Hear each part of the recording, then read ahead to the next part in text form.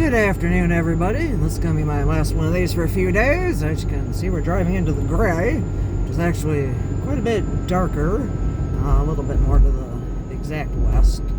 But we are coming in with, slightly more snow, and then tomorrow it's supposed to drop to like minus 20 to 25 degrees Fahrenheit. And while I was waiting for my groceries, I asked Google to do the math for me because I'm not great at that, and that is about negative 30 Celsius for my international friends, or non-American friends. Okay, so you're just going to drive with both your blinkers on until we go over there. Okay, maybe you're just not having a good day. First I thought that was just some snowbird, but they're doing alright. Anyway, good news, I think we figured out what's wrong with the user mode. Weirdly enough, and I don't know if they just configured it to think there were two files when there wasn't two files, because we combined what was originally two files into one file, but when it ran the one file, it acted like it was loading it twice. And then we tried again today with having it be two files inside one zip file, and now it's back to being normal. So I'm like, okay then, if this is like this tomorrow morning, I will retract my super exciting clone ticket that I sent back to the vendor. Which was fun, because the first reply I got in that clone ticket is like, hey, can you make yet another fresh ticket? Because I don't know if this related to your inactive user issue you were having before, or what. Oh, jeez. So yeah, I'm hoping that's what did it. Yeah, it seems weird that would behave that way, but yeah, Alma's just weird.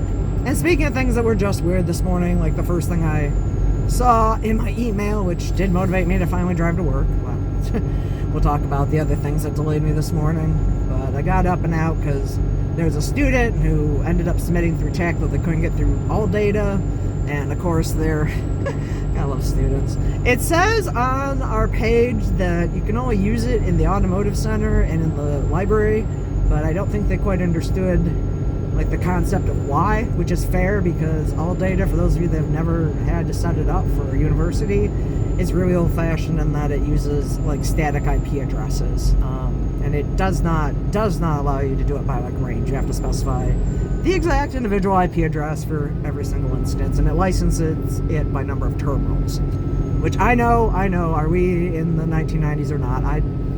But anyway, so the student wrote that, and I was like, okay. And I wasn't sure what bank of computers in the library, because at one point we would only install certain types of software on different computer banks.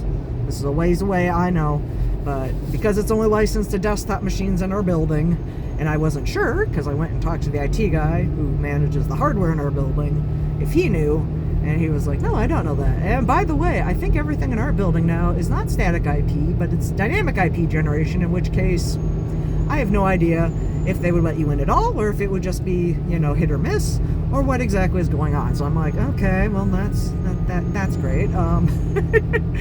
So I had my staff coworker, because I was about to be like, I will pass this to the other liaison, who really cheesed me off by just walking in the freaking job and being like, hi, I'm going to take half your liaison areas after you built them up for years and years.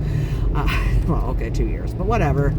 I thought I was doing well, but apparently not. And yeah, I was about to pass it to her and be like, here, this is your issue. But my staff coworker was available at 9, and I'm like, can you go around and check the various desktop computer pods and see which ones might let you in to ALLDATA? And let me know if it's none of them, then I will obviously take that off of our exciting database description. And she comes back like 30 minutes later, because I'm like, you want to go take a walk? Here's a good excuse to take a walk, and you can go socialize, I don't care. She's like, I have a thing at 10, but otherwise I'm good. And she comes back and she's like, yeah, I don't know why, but even on the first floor machines where you don't have to like log in and authenticate as yourself, that are like the walk-ups, it lets me get in there. And I'm like, okay then, that's good, because I don't want to tell a student who literally said in their chat, like, I am in the dorm that is right next to the automotive center, and I can't understand why I can't get in this database. Like, yeah, come to the library, and then have to make them wander around to find which bank of desktops would work. So we tested, and I wrote them back, like, we have tested and verified with dynamic IP generation that yes, we still have access in our library building, and like I said, the terminals assigned to them in the automotive center. So that's all you can do. Unfortunately, you're gonna have to go outside and check your little tushy and come over here to do whatever you're supposed to be doing in ALLDATA. And I'm sorry, I don't want to send you outside. This is like one of the databases I'm always like, why you gotta be like this? But at least their customer support is great. Unlike Accurus, who I'm very mad at right now, and will continue to remain so unless somebody decides to pull their head out of their butt and give us the stuff we paid for, like, before you became part of Accurus. Anyway, but ALLDATA's customer support is very, very good. It's just very old-fashioned. It's kind of like some of these other databases we have for, like, hospitals where you're just like, why are you set up like this? And it's like, oh yeah, that's right, because you're not designed to be used by universities. Because we're a university that teaches you how to get jobs, and we use a lot of corporate software, and that makes things real entertaining for yours truly. Anyway, got that sussed out. Kind of, sort of took some time to figure out the whole user mode thing, because that took till like 11. I was going back and forth with IT, and I'm like, I'm in a meeting at 11, but I can reply to you after that on whether or not your assumption about doing it the other way worked. I got all that meeting, and I got more work to do, mostly because I want to see if this indigenous tribal group will come dance for us. So, also, that gives me motivation to go on Facebook, which is fine. I need motivation to go on Facebook because I keep shunning Facebook because I am mad at Meta. So I'm not giving them much of anything else, but hey. Let's see, what else? Did that. I still have to write someone's merit letter. Yeah. There's some drama around that, and I won't get into it because I do know I have coworkers who watch, but yeah. There's a little bit of, why the heck did one of you have to do a physical binder? Like, I understand why they did, because they have a lot of artifacts that are just not easily digitized, but on the other hand, it is causing a bit of logistical challenges, let's put it that way. So, yeah, I'd get the gray hair, but there was a reason why I'm like, no, you're the most senior librarian among the four of us who are on this committee. Please chair the committee and take responsibility for whatever was going on with this exciting physical binder. Or at least take the blame. It just kind of stinks because, like, I'm the other person who's been on that committee before promotion or merit at all. And we have the other person who has been grandfathered into our union as faculty, but is actually from our exciting sister college and was staff, so everything's like new to them.